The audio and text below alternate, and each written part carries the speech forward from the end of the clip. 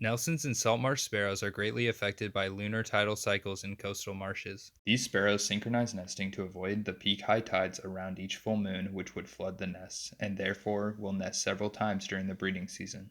These species are sexually monomorphic, and it is not possible to visually tell the adult males from the adult females. The females build the nest on the ground and care for the young, so to find the nest you need to follow the female. Besides using color bands, we rely on behavioral clues to determine which birds are females. Males are non-territorial but will sing and do mating displays. The male song sounds like radio static.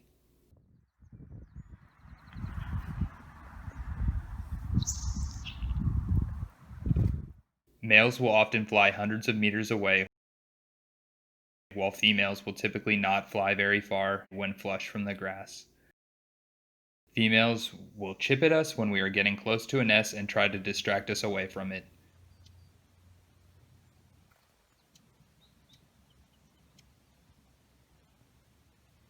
Females will also run in the grass to try to lead us away. It is easy to lose sight of the female, so we put flags to help us stay oriented, as well as mark active nests when we find them. Males will also chase females. Here, a female is being chased.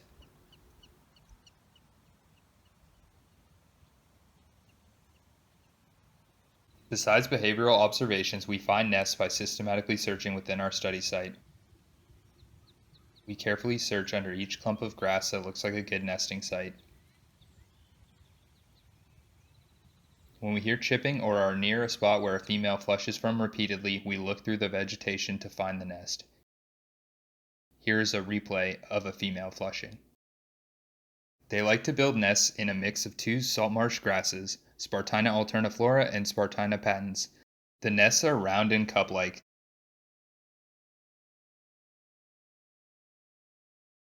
And they typically like a mix of both live and dead vegetation to support and conceal the nest. However, there is a lot of variation. Some females will weave grass above the nest into a canopy, which provides additional cover and can be used by the chicks to climb onto when high tides come.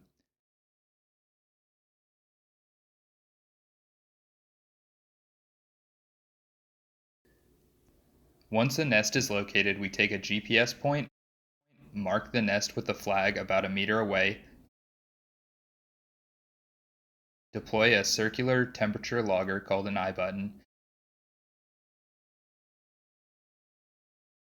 and record initial vegetation measurements as quickly as possible. We return every 3 to 4 days to check on the status of the nest, swap iButtons, and mark and measure the nestlings once they hatch.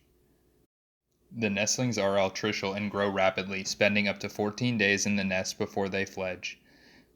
We follow a protocol to help age nestlings. Here's a quick rundown. We have a nest with 5 eggs. Recently hatched nestling on what we call hatch day or day 0. These are roughly 2 days old and are less pink with more down or fuzziness. At day 3, the feathered tracks appear prominently. Day 5, the pins of the feather tracks are about to push through. At day 7 to 8, the nestlings have feathers that have pushed through their sheaths and are quite flaky. After about day 10, chicks are fully feathered and close to fledging. We check nests until the nestlings have fledged. Once the nest is empty, we conduct a final round of vegetation surveys, including vegetation height and plant species within a meter of the nest. We also determine the final nest fate, failed or fledged.